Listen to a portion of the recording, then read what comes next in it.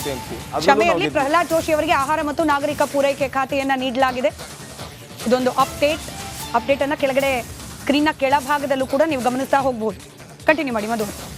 ನಾನು ಹೇಳ್ತಾ ಇದ್ದಿದ್ದು ನೀವು ಅದೊಂದೇ ಯಾಕೆ, ಇವಾಗ Chitradurga for example SC reserve constituency, ಅಲ್ಲಿ ನಾವು ಗೆದ್ದಿದ್ದೀವಿ, ನಮ್ಮ ಕಾರಜೋಳರು ಗೆದ್ದಿದ್ದಾರೆ. ಮತ್ತು ನಮ್ಮ ಇಲ್ಲಿ ಬಿಜಾಪುರದಲ್ಲಿ it is also SC reserve constituency ಗೆದ್ದಿದ್ದೀವಿ. ಬಟ್ ನಾನು ಹೇಳ್ತಾ ಇರೋವಂಥದ್ದು ಅದಕ್ಕೂ ಮಿಗಿಲಾಗಿ ಚೀಫ್ ಮಿನಿಸ್ಟರ್ ಸಿದ್ದರಾಮಯ್ಯನವರ ತವರೂರು ಮೈಸೂರು, ಹಿ ಹಸ್ ಲಾಸ್ಟ್ ಇಟ್. Main thing. ಎರಡನೇದು DCM ಶಿವಕುಮಾರ್ ಅವರು ಬ್ಯಾಂಗ್ಳೂರು ರೂರಲಲ್ಲಿ ಅವ್ರ ತಮ್ಮನ್ನ ಗೆಲ್ಸ್ಕೊಳಕ್ಕಾಗಲಿಲ್ಲ. ಹಾಗಿದ್ಮೇಲೆ ಜನ ಒಂದು ತೀರ್ಮಾನಕ್ಕೆ ಬಂದಿದ್ದಾರೆ, ದೇ ಡೋಂಟ್ ವಾಂಟ್ ಕಾಂಗ್ರೆಸ್ ಸರ್ಕಾರ ಅಂತ.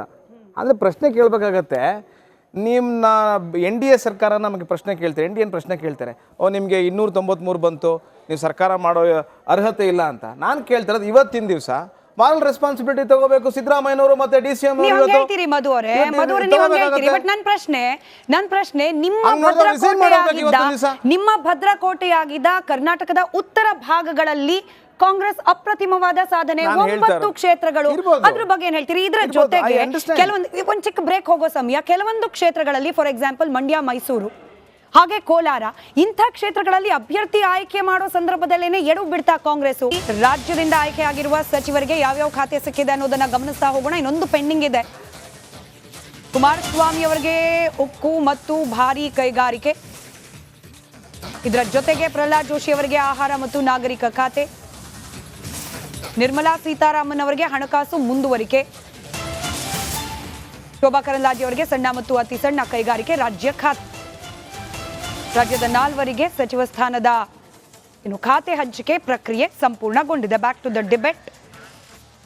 ನಟರಾಜ್ ಗೌಡ್ರೆ ಪ್ರಶ್ನೆ ಕೇಳ್ತಾ ಇದೆ ನೋಡಿ, ಕೆಲವೊಂದು ಕ್ಷೇತ್ರಗಳಲ್ಲಿ ಅಭ್ಯರ್ಥಿ ಆಯ್ಕೆ, ಫಾರ್ ಎಕ್ಸಾಂಪಲ್ ಕೋಲಾರ, ಇರೋ 2 ಬಣದ ನಡುವೆ ಜಗಳಕ್ಕೆ 3ನೇವನಿಗೆ ಯಾರಿಗೋ ಒಬ್ಬನೇ ಕೊಟ್ಬಿಡೋಣ ಅನ್ನೋ ರೀತಿಯಲ್ಲಿ ಇತ್ತು ಗೌತಮ್ ಅವರ ಆಯ್ಕೆ. ಬಹುಶಃ ಗೌತಮ್ ಅವ್ರಿಗೂ ಗೊತ್ತಿತ್ತೋ ಇಲ್ಲೋ, ನಾನು ಹಿಂಗೆ MP ಕ್ಯಾಂಡಿಡೇಟ್ ಆಗ್ಲಿಕ್ಕೆ ನನಗೆ ಸಿಗುತ್ತೆ ಪಕ್ಷದಿಂದ ಅಂತ. ಮಂಡ್ಯದವ್ರಿಗೆ ಅವ್ರು ಯಾರು ಅಂತಲೇ ಗೊತ್ತಿಲ್ಲ, ಹೊರಗ್ನವರು ಕರ್ಕೊಂಬಂದ್ರಿ, ನಿಲ್ಸಿದ್ರಿ. ಮತ್ತೊಂದು ಕಡೆ ಮೈಸೂರು, CM ಯಥೇಚ್ಛವಾಗಿ ಹೊಗಳ್ತಾ ಇದ್ರು, ಪ್ರತಾಪ್ ಸಿಂಹ ಅವ್ರನ್ನ ಯಥೇಚ್ಛವಾಗಿ ತೆಗಳ್ತಾ ಇದ್ರು ಅನ್ನೋ ಕಾರಣಕ್ಕೆ ಟಿಕೆಟ್ ಕೊಟ್ರು ಅನ್ನೋ ರೀತಿಯಲ್ಲಿ ಇತ್ತು. ಟಿಕೆಟ್ ಕೊಡೋ ಸಂದರ್ಭದಲ್ಲೂ ಕೂಡ ಯಡಳ್ಳಿ ಸರ್ ಹೇಳ್ತಾ ಇದ್ದ ಹಾಗೆ ಇನ್ನೊಂದು ಸ್ವಲ್ಪ ಅಳೆದು ತೂಗಿ ಕೊಡುವ ಅವಶ್ಯಕತೆ ಇತ್ತೇನೋ ಕಾಂಗ್ರೆಸ್ಗೆ?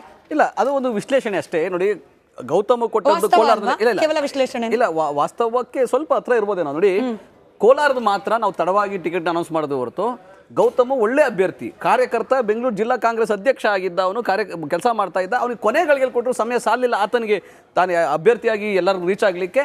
ಬಟ್ ನಮ್ಮ ಸಂಘಟನೆ ಚೆನ್ನಾಗಿತ್ತು, ಮಾಡಬೇಕಾಗಿತ್ತು, ಅಲ್ಲಿ ಗೆಲ್ಲುವಂಥ ಭರವಸೆ ನಮಗಿತ್ತು, ಆದರೆ ಸೋತಿದ್ದೀವಿ. ಮಂಡ್ಯ ಆಗಲಿ ಅಥವಾ ಮೈಸೂರಾಗಲಿ ಒಳ್ಳೆ ಅಭ್ಯರ್ಥಿಗಳನ್ನೇ ಕೊಟ್ಟಿದ್ದಾರೆ. ಮೈಸೂರಲ್ಲಿ ಸೋಲ್ತೀವಿ BJP ಅಂತ ಹೇಳಿ ಯಾರೊಬ್ಬ ಬಡವ ಇದ್ದ MP ಸಂಸದ ಇದ್ದ, ಅದು ಬಡವನ್ ತೆಗೆದು ಸಾಹುಕಾರಕ್ಕೆ ಕೊಟ್ರು.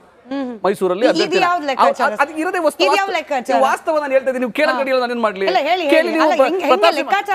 ಪ್ರತಾಪ್ ಸಿಂಹನ್ ಕೇಳಿ ನಾನು ಬಡವ ಅಂತ ಹೇಳ್ತಾರೆ. ಪ್ರತಾಪ್ ಸಿಂಹನ್ ಅಂತ ಒಣಗಿಲ್ಲ ಚುನಾವಣೆ ನಡೆಸಕ್ಕೆ ನಾನು ಬಡವ, ಶ್ರೀಮಂತ ಕೊಟ್ಟವ್ರು ಬಿಡಿ ಅಂತ. BJP ಮೈಸೂರನ್ನ ರಿಟೈನ್ ಮಾಡಿದೆ, ಚಾಮರಾಜನಗರ ಸೋತಿದೆ. ನಾವು ಸೋತಿರೋದು ಬೆಂಗಳೂರು ಗ್ರಾಮಾಂತರ ಸೋತಿದ್ದೀವಿ, ಅದು ನಮಗೆ ಬೇಜಾರಿದೆ. ಹಾಸನ ಸೋತಿದ್ದಾರೆ JDSನವರು, ಚಿಕ್ಕೋಡಿ ಸೋತಿದ್ದಾರೆ BJP ಅವರು, ಬಳ್ಳಾರಿ ಸೋತಿದ್ದಾರೆ, ಬೀದರ್ ಸೋತಿದ್ದಾರೆ, ರಾಯಚೂರು ಸೋತಿದ್ದಾರೆ, ದಾವಣಗೆರೆ ಸೋತಿದ್ದಾರೆ. ನಾವು ಗೆದ್ದಿದ್ದೀವಿ, ನಮಗೆ ಖುಷಿ ಇದೆ. 9 ಕ್ಷೇತ್ರಗಳಲ್ಲಿ ಗೆದ್ದಿದ್ದೀವಲ್ಲ. ಕಳೆದ ಚುನಾವಣೆ ಇಲ್ಲ, ನಮ್ಗೆ ತುಮಕೂರಿನಲ್ಲಿ ಇದ್ದವರು ನಮ್ಮ MP ಆಗಿದ್ರು. 2019 ಮೈತ್ರಿ ಧರ್ಮಕ್ಕೆ ನಾವು ದೇವೇಗೌಡರಿಗೆ ಬಿಟ್ಕೊಟ್ಟಿದ್ವಿ.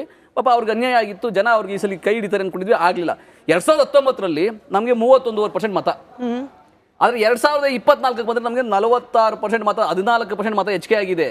BJPಗೆ 51% ಮತ ಇತ್ತು, ಅವ್ರಿಗೆ ಮತಗಳಿಗೆ ಕಡಿಮೆ ಆಗಿದೆ. 46% ಬಂದಿದೆ, ಅವರು 5% ಮತ ಕಡಿಮೆ ಆಗಿದೆ. ಅವ್ರಿಗೆ ಜನ ನಮ್ಮ ಮೇಲೆ ಬೆಂಬಲವನ್ನ ಕೊಟ್ಟು 14% ಮತಗಳು ಹೆಚ್ಚಿಗೆ ಕೊಟ್ಟು ನಮ್ಮನ್ನ ಮೆಚ್ಚಿದ್ದಾರೆ. ಜನ ಈ ಸರ್ಕಾರವನ್ನ ಮೆಚ್ಚಿದ್ದಾರೆ. ಕಳೆದ ಚುನಾವಣೆಯಿಂದ ಈ ಚುನಾವಣೆಗೆ ಅಭೂತಪೂರ್ವವಾದ ಮತಗಳನ್ನ ಕೊಟ್ಟಿದ್ದಾರೆ.